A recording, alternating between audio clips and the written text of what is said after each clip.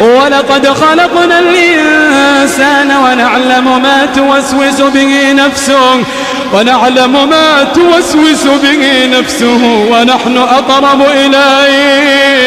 ونحن أقرب إليه من حبل الوريد إذ يتلقى المتلقيان عن اليمين وعن الشمال قعيد ما يلفظ من